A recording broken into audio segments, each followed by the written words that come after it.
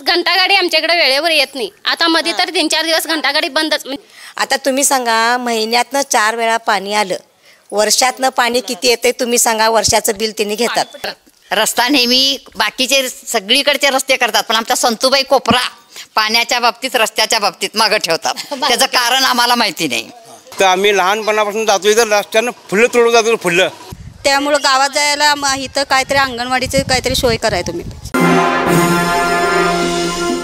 इचलकरंजी महानगरपालिकेच्या रणधुमाळी आम्ही आलो आहोत थेट तुमच्या प्रभागात. रस्ता नाही झाला, कचऱ्याची दुरावस्था, पाणी हवंय, शहरात बदल हवा. नुकत्याच झालेल्या प्रभाग रचनेनंतर नागरिक विचारतील थेट प्रश्न आणि इच्छुक उमेदवार मांडतील आपलं व्हिजन. इचलकरंजी बोले, इचलकरंजी बोले. चला पाहूया कोण जिंकणार मतदारांचा विश्वास, कोण मांडणार खराब विकासाचा रोडमॅप. तुमच्यासाठी खास कार्यक्रम इचलकरंजी बोले, फक्त माय महाराष्ट्रवर, सत्य आणि सडेतोड माध्यम. इचलकरंजी बोले, इचलकरंजी बोले. मंगळवार पेठ नारायण टॉकीजच्या पाठीमागे संतुबाई मंदिर परिसरात आहोत. या परिसरात समस्या सांगण्यासाठी या महिला इतक्या मोठ्या संख्येने जमलेल्या आहेत. आपण पाहू शकताय नागरिकांना भेडसावणारे प्रश्न हे महानगरपालिका झाली तरी सुटलेले नाहीत आणि नगरपालिका असताना देखील सुटलेच नव्हते. इथल्या मावशींनी मगाशी मला आल्यानंतर सांगितलं की हयात गेली आमची, पण आमच्या समस्या सुटलेल्या नाहीत. अशा काही समस्या आहेत, आपण जाणून घेणार आहोत. काय लाईटची समस्या तुम्हाला? डांबावर ते लाईट 2 डांब असून एका डांबावर लाईट नाही. वर्ष झालं इथं मंदिर जवळ आहे, अंधार असतोय. तिकडच्या लाईटा पण लागतात बंद होतात, लागतात बंद होतात. पाण्याची समस्या काय? पाण्याची समस्या म्हणजे 6 दिवसातून एकदा पाणी येते. पाण्याची भरपूर म्हणजे एकदम टंचाई चालली. पाणी वेळेवर येत नाही आहे. हां, आणि आम्ही कित्येक वेळा पाणी सोडणारा फोन उचलत नाही आहे आणि कित्येक वेळा सांगितलं की हा रस्ता करा. पोरं फार पडलेले आहेत, लागलेलं आहे, दुखापत झालेली आहे. रस्ता नाही, पाणी नाही, आम्हाला चढायला उतरायला येत नाही. मग हे रस्ता कधी करणार? पण त्रास व्हायला लागला आहे. त्यामुळे बरेच वेळा सांगितलं आम्ही की रस्ता करा, पण त्यांनी कोणी लक्ष दिलं नाही, दुर्लक्षच केलं. राहुल साहेबांनी इथं काही भागात कामं केलीत, किंवा पेन्सिलची म्हणा, किंवा तुम्हाला सांगतो ज्येष्ठ नागरिकांची, लाडक्या बहिणींची, किंवा आम्ही काही समस्या मांडल्या त्यासुद्धा त्यांनी पूर्ण केल्या. पण आम्हाला गटरी पण व्यवस्थित नाही आहेत, किंवा त्यांनी येऊन चक्कर टाकून जातात. गटरी व्यवस्थित पाहिजेत, रस्ता व्यवस्थित पाहिजे. बाकीच्या समस्या आमच्या लाईटीच्या समस्या आहेत. पाणी सोडणारा फोन उचलत नाही, किंवा उत्तरं व्यवस्थित देत नाही. पाणी वेळेवर येत नाही, संध्याकाळचंच पाणी सोडतात. रस्ता नेहमी बाकीचे सगळीकडचे रस्ते करतात, पण आमचा संतुबाई कोपरा पाण्याच्या बाबतीत रस्त्याच्या बाबतीत मागं ठेवतात. त्याचं कारण आम्हाला माहिती नाही. हां, कारण आता प्रत्येक निवडणुकीला राहिल्यावर गेल्या वेळेला पाठीमागचं सगळे रस्ते केले, पण आमचाच कोपरा केला नाही. पाणी पण सगळ्या वार्डात येतंय, आमच्याच वार्डात येत नाही. ह्याचं कारण कळलं पाहिजे आम्हाला. 5-6 दिवसांनी पाणी येतंय, पण एवढंच काय, आमच्या भागात जास्त करून पाणी येत नाही आहे. आता तुम्ही सांगा, महिन्यातनं 4 वेळा पाणी आलं, वर्षातनं पाणी किती येते तुम्ही सांगा. वर्षाचं बिल त्यांनी घेतात. मग पाणी पट्टी किती भरायची ते त्यांनी सांगा. आता महानगरपालिका झाल्या, महानगरपालिकाने सांगा होते. वर्षाला भरायचंच पाण्याचं नेम आहे. पाणी कुठं तुम्हाला आम्हाला सोडतात 6 दिवसांना. पाणीपट्टी आपण आम्ही वेळेच्या आधी, जेव्हा तुमचा मार्च एंडिंगच्या आधी, आम्ही दिवाळीच्या आधी पण पाणीपट्टी सगळं भरून टाकतो, घरपळा वगैरे. पण त्याच्या बदल्यात आम्हाला काही म्हणजे इनपुट काही नाही. वेळेत पाणी पट्टी भरली जाते, मात्र पाणी वेळेत येत नाही, ही नागरिकांची समस्या आहे.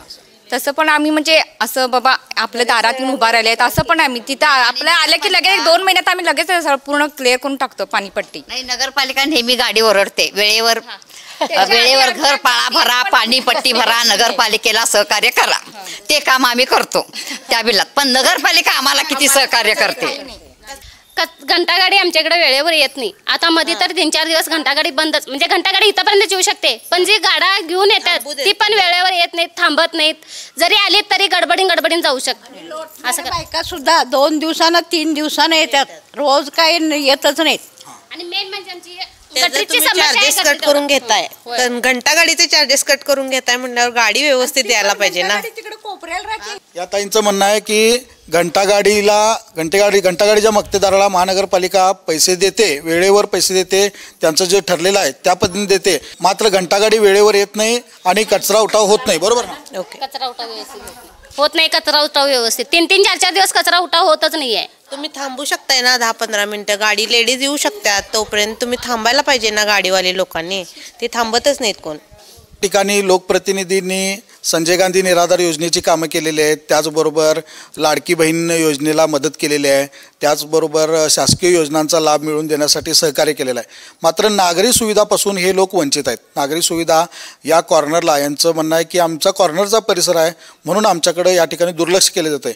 गटारींची सुविधा नाही, रस्ता बरीच वर्ष झालं केलेला नाही, त्याचबरोबर इथल्या पथदिव्यावरती लाईट नाही आणि लाईट जर बल्ब गेला तर तो लवकर बदलला जात नाही, अंधाराचा परिसर असतोय.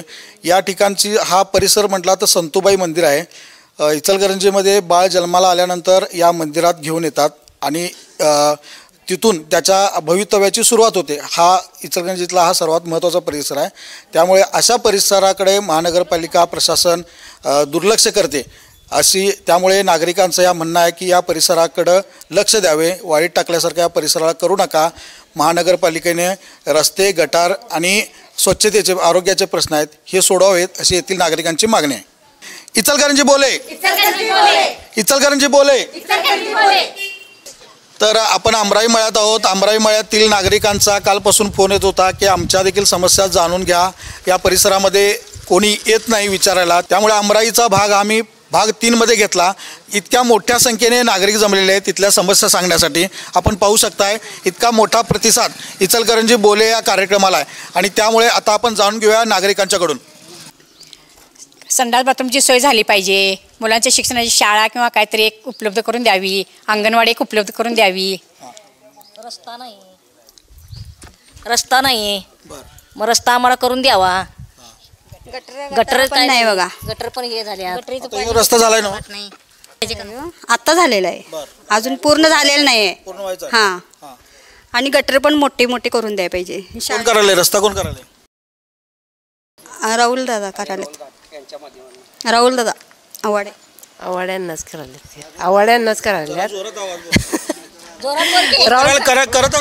आवाडे साहेब करायला. 50-60 वर्ष झालं ही जुनी जशी अमराई आहे तशीच आहे अजून पण. 50 वर्ष झालं, 60 वर्ष झालं काँग्रेस सत्ता होती, काही परत झालं नाही, काही नाही, रस्ते वगैरे झालं नाही, ना काय गटर सोय झालं नाही, ना पाणी सोय झालं नाही, काय नाही. जसं सत्ता पलट झालेला आहे, बीजेपीचं जसं सरकार आलेलं आहे तसं थोडंफार इथनं थोडेफार जर सर्व्हिस म्हणजे हे व्हायला रस्ते व्हायला थोडं हे व्हायला. आमदार राहुल आवाडे साहेबांच्या म्हणजे माध्यमातून जरा थोडंफार रस्ते व्हायला. इथं आम्ही लहानपणापासून जातो, इथं रस्त्यानं फुलं तोडून जातो. फुलं म्हणजे समजेल ना तुम्हाला सगळी सगळं हे 1-2 नंबर सगळं काय विषय नाही. रस्त्याला पाय वाट नव्हते अगोदर, तेव्हापासून जातो आम्ही इथं. आता थोडेफार रस्ते झालेले आहेत. आमदार राहुल आवाडे साहेब चांगलं काम करत आहेत. बीजेपी आल्यापासूनच खरोखर एक चांगलं म्हणजे थोडंफार व्हायला रस्ता अजून व्हायला नाही व्हायला पाहिजे, पण रस्त्याचं काम चालू आहे. सुरुवात झाली, अजून चालू आहे. सुरुवात चांगली आहे, चांगलं आहे खरोखर. सुरुवात झाल्या म्हणून सांगायला लागले त्यांनी कामाची, विकास कामाची. हो, सुरुवात झालेली आहे, पण इथनं पुढं चांगली सुरुवात व्हावी. हां, उपलब्ध करून द्यावी सगळी आम्हाला सोय. आपल्या ह्या भागाची कामं माननीय आमदार राहुलसाहेब आवाडे, राहुल घाट व रवींद्र माने यांच्या माध्यमातून सध्या कामं चालू आहेत. कारण कार्यक्षमता आमदार का म्हणायचं, कारण ह्यो भाग एवढा जुना होता, तिकडे कधीच लक्ष दिलं नाही कोण. आमदार साहेबांनी एवढे लक्ष घातले, त्यांच्या राहुल घाट माध्यम, रवींद्र माने यांच्या माध्यमातून काम चांगलं चालू आहे आणि असंच चालू राहून दे. कारण आम्ही अपेक्षा पण केली नव्हती की आमच्या जन्मात आयुष्य आमच्या आयुष्यात थोडंफार काहीतरी इथं सुधारणा होतील. व्हायला पाहिजे, ह्याच्यापेक्षा सुधारणा व्हायला पाहिजेत. आणि बालवाडीच तर भरपूरच हे करा, कारण लहान बाळासने आमच्या जायला लय लांब आहे, त्यामुळं गावात जायला इथं काहीतरी अंगणवाडीचं काहीतरी सोय कराय तुम्ही.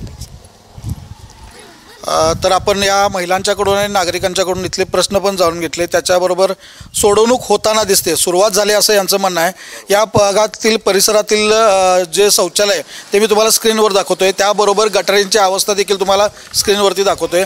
अनेक वर्षापासून या ठिकाणी रस्ता नव्हता आणि हा अमराई रोड म्हणजे इचलकरंजी शहराचा एक श्वास होता आणि अमराई म्हणून प्रसिद्ध या ठिकाणी बागा पूर्वी होत्या, आता वस्ती नागरी वस्ती झाल्या. नागरी वस्तीसोबत या ठिकाणी नागरिकांनी सांगितले 500 ते रोड संपेपर्यंत 1000 नागरिक वस्ती असेल. इतकी लोकसंख्याचा हा भाग आहे आणि या ठिकाणी रस्ता हा नव्हता. आता सुरुवात आमदारांनी रस्ता हा करून दिलेला आहे.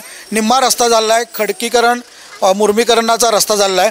पुढं निम्म्यापर्यंतचा रस्ता व्हायचा आहे. नागरिकांची अपेक्षा आहे की निवडणुकीच्या अगोदर हा रस्ता पूर्ण व्हावा. बरोबर काय? हां. तर त्याचबरोबर इथल्या ज्या नागरी सुविधा आहेत त्यांची देखील कमतरता भासत्या, त्या देखील करून द्याव्यात अशी इथली नागरिकांची मागणी आहे. त्याचबरोबर प्रभाग क्रमांक 8 मधला भाग 3 आज या ठिकाणी आम्ही समाप्त करत आहोत.